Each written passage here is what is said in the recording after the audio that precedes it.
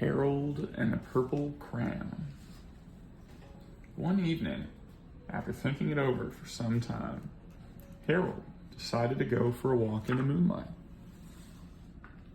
There wasn't any moon, and Harold needed a moon for a walk in the moonlight. And he needed something to walk on.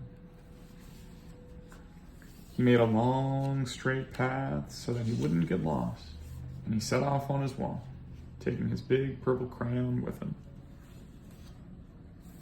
But he didn't seem to be getting anywhere on the long, straight path, so he left the path for a shortcut across a field, and the moon went with him.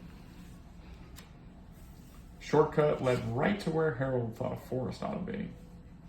He didn't want to get lost in the woods, so he made a very small forest with just one tree in it.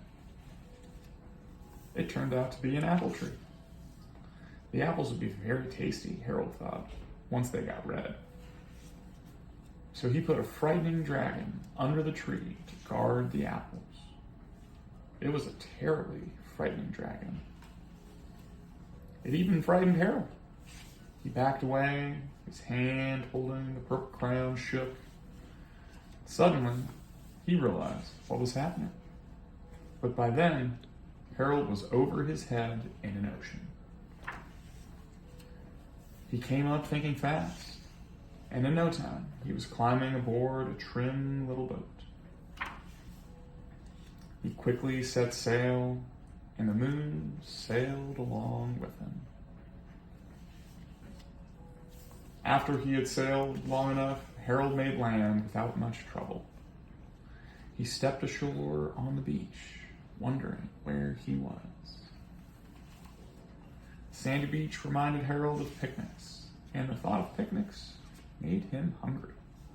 So he laid out a nice, simple picnic lunch. There was nothing but pie. But there were all 9 kinds of pie that Harold liked best. When Harold finished his picnic, there was quite a lot left. He hated to see so much delicious pie go to waste. So Harold left a very hungry moose and a deserving porcupine to finish it up. And off he went, looking for a hill to climb to see where he was. Harold knew that the higher up he went, the further he could see. So he decided to make the hill into a mountain. If he went high enough, he thought, he could see the window of his bedroom. He was tired, and he felt he ought to be getting to bed. He hoped he could see his bedroom window from the top of the mountain. But as he looked down over the other side, he slipped. And there wasn't any other side of the mountain. He was falling from thin air. But luckily, he kept his wits and his purple crayon. He made a balloon and he grabbed onto it. And he made a basket under the balloon, big enough to stand in. He had a fine view from the balloon, but he couldn't see his window. He couldn't even see a house. So he made a house with windows, and he landed the balloon on the grass in the front yard. None of the windows was his window. He tried to think where his window ought to be. He made some more windows. He made a big building full of windows. He made lots of buildings full of windows. He made a whole city full of windows. But none of the windows was his window. He couldn't think where it might be.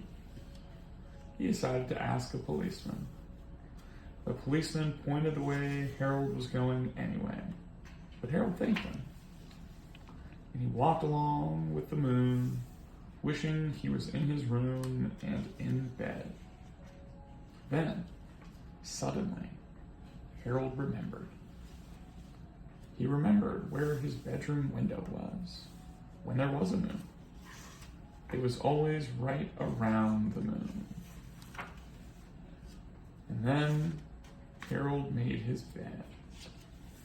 He got in it and he drew up the covers. The purple crayon dropped on the floor and Harold dropped off to sleep. The end.